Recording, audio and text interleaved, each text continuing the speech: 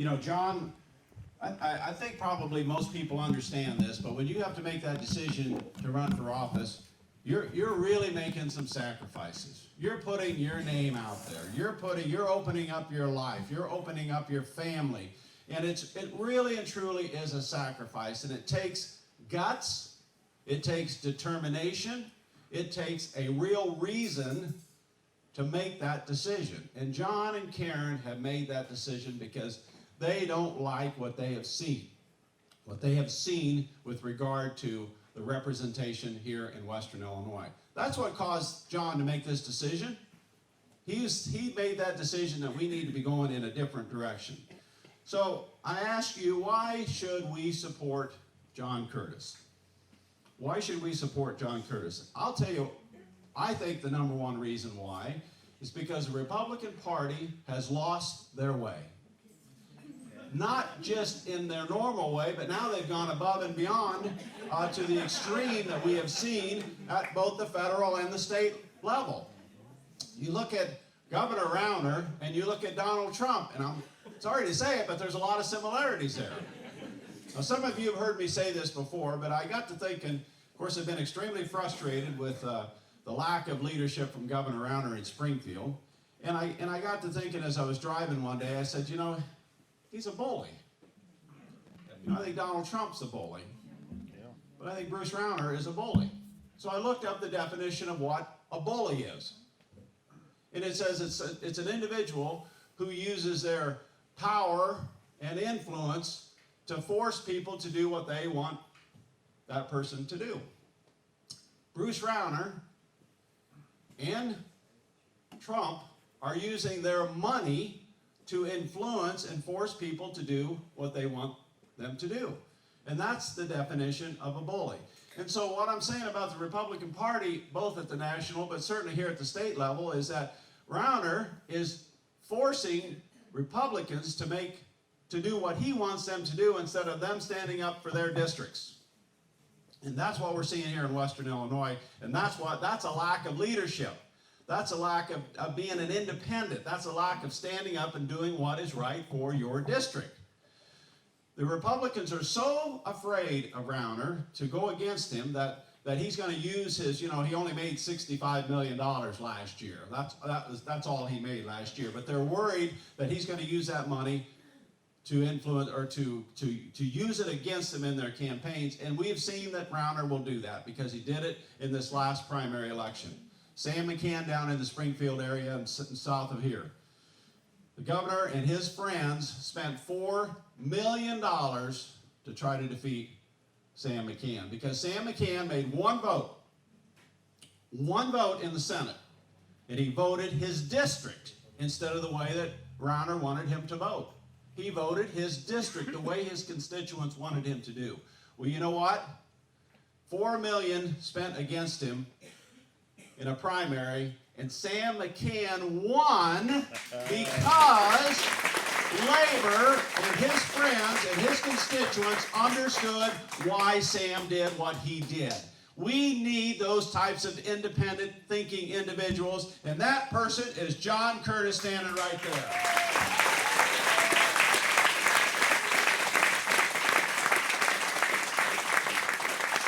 John Curtis is running for state representative because he wants to represent his constituents, his district, this university, Western Illinois. He's going to be an independent voice. He's going to be a voice that is going to do what is right for his district, not what somebody is telling him to do. Ladies and gentlemen, stand on your feet and give a warm, rousing applause for the next state representative in Western Illinois, John Curtis.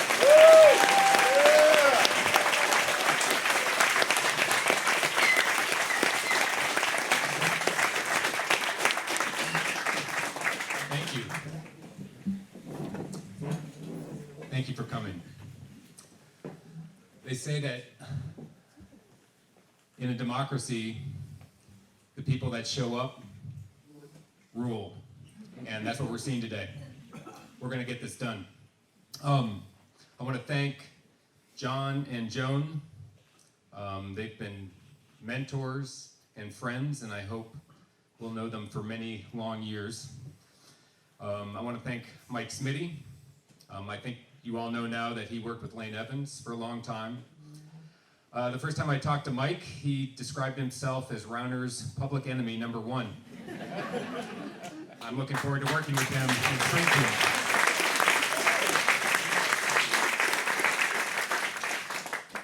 I'd also like to thank John Miller and tell you a little story about the time I lied to my grandfather. One of the things that John did the first couple times that we went to meet people was he would tie my tie for me. How ironic that I'm in a room with 150 people or more, and I'm one of 2 people wearing a tie. And I tied it myself on the first time. Yep. I really want to thank the union folks that came out today. Do we have any union folks in the crowd? Yeah. And I want to thank my friends, supporters, the many volunteers that have helped out so far and that have helped out with this event and are going to help us out down the road. We're going to really need your help. I also want to identify Chris Hans. Chris, where are you? Would you stand up? Chris has been with me everywhere I go, even more than Karen. It's true. He's been our photographer, and he's been my confidant, and he's also given me lots of advice. So I wanted to just show my appreciation to Chris. For the last 8 months, I've been listening very carefully to the people in this district. They're angry, they're frustrated, a lot of them are scared. On Wednesday, Chris and I talked to, I think it was Wednesday, maybe it was Wednesday. We talked to a woman in Colchester, a young woman who has a daughter, 2 daughters, one is 5 and one is 3. It was the last house we stopped at. She works on campus in LEJA, the law enforcement department, and she also has a second job working for a social service agency. She has trouble sleeping at night because she doesn't know if she's going to have a job.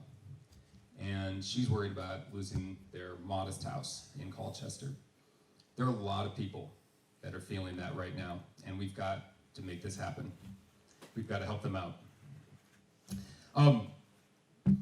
What I'm hearing from people is that they want good jobs, they want fair wages, they want quality education, they want affordable college education, they want a state government that functions, they want it to be dependable, and they want it to be efficient. And honestly, after talking to so many people, and I've literally talked to thousands of people, they deserve it. They're really honest, people are friendly. Republican or Democrat, independent, or people who have never voted in their lives, they're just good people. They're hardworking people. And they don't want a handout, they just want a chance. All those people that I've talked to, I have not heard one person say a nice word about our governor. Not one. I'm not kidding. A lot of Republicans are expressing buyer's remorse, and some Democrats too. He's a one-man wrecking crew. We've got to come together and minimize the damage, and then we need to get him out of Springfield. Right. Let's do this.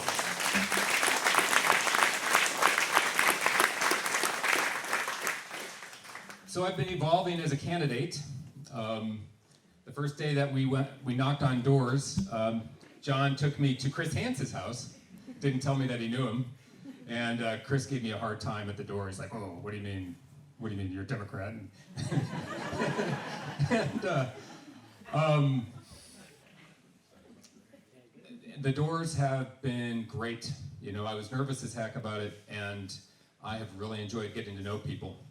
And then there were the speeches. Okay, that's coming along. That's a little better. And then the pancake breakfasts, the spaghetti suppers, the cheese and broccoli soup dinners. Walking into a room about this size with 150 people, 200 people, they're all eating and working the tables. That was nerve-wracking at first, but now I honestly enjoy it. I honestly do. Yes. And then there's the money. Calling people and asking for money. I do not like that. I don't know if I will someday. Oh, okay. Thanks.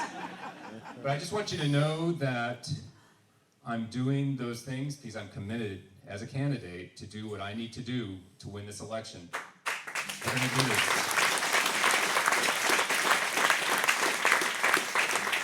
Karen and I are talking about the campaign every day, every free minute, while we lie awake in bed at night, and it even comes into our dreams sometimes.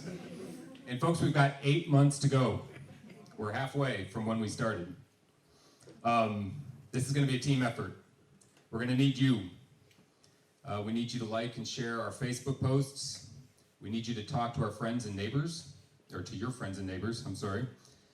We're going to need you to walk in the many parades that we're going to have this summer.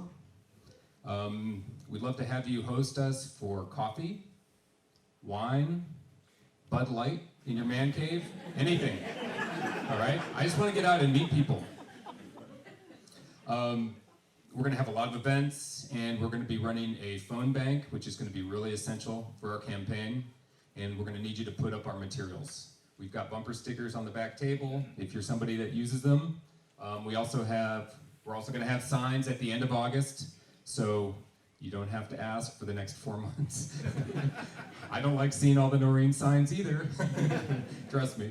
And we're going to have a massive get out the vote effort November 8th and the days leading up to it. We're going to need a lot of people for that.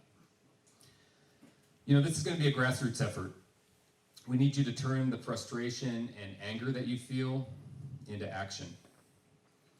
We can do this. We can fund our education system. We can protect and create good jobs here. We can make state government work again. With your help, we're going to win this election.